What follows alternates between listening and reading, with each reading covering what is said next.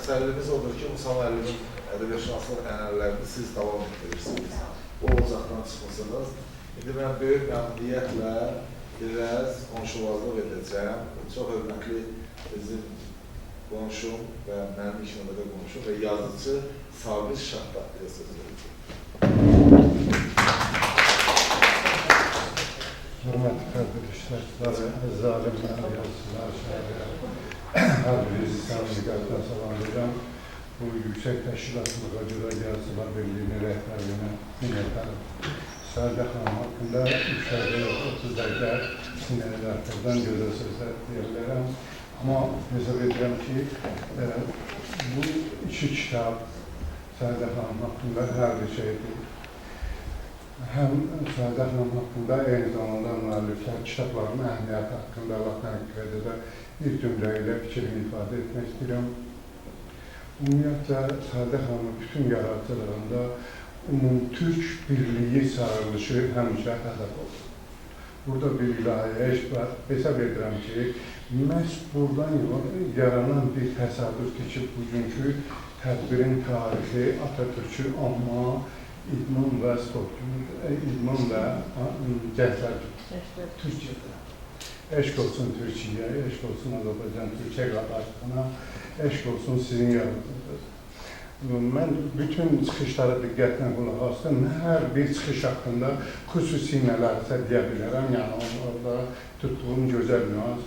Amma böyük məmnuniyyət üstüylə masa yoldaşının sosial şəbəkədəki xalq, o cümlədən ənənəvi mediadakı standartlardan kənara çıxmamanın ictimai rəyin formalaşmasında yaratdığı çətinliklər bu nöqteyi nəzərdən bu kitabların hər birinin özünə məxsus rol vardır. Bu kitablardan biri demək Zəkirə xanımın kitabındakı nüanslar infografika nöqteyi nəzərindən xüsusi bir əhəmiyyət daşıyır.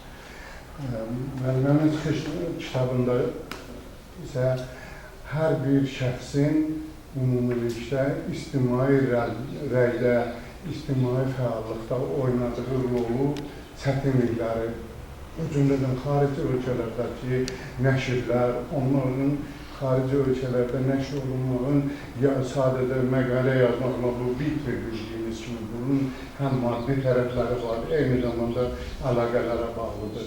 Ümumilikdə hesab edirəm ki, iki nəşr birlikdə yalnız Sadə xanımın yaradıcılığının göstəricisi deyil, eyni zamanda şəxsiyyətin formalaşması düsturudur. Bu nöqteyi nəzərdən mən arzu edirəm ki, xüsusilə Bakı şəhərində, Bakı şəhəri başda olmaqla bütün ali məktəblərdəki ictimai elmlər kafedralarında, humanitar elmlər kafedralarında şəxsiyyətin formalaşması düsturu nədən ibarətdir? Bir insan özünü təsdiq etmək üçün çıxışların birində titula toxunuldu, titul məsələsinə toxunuldu.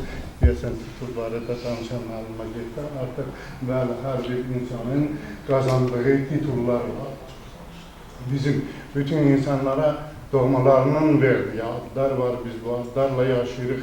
Eyni zamanda hər bir insanın qazandığı ad var. Sadə xanımın qazandığı o professordur, o yaradıcıdır. Amma eyni zamanda hesab edirəm ki, Sadə xanımın qazandığı ən gözəl ad onun gözəl insan olmasıdır. Sağ olun, sizə böyük məqədiyyətlər.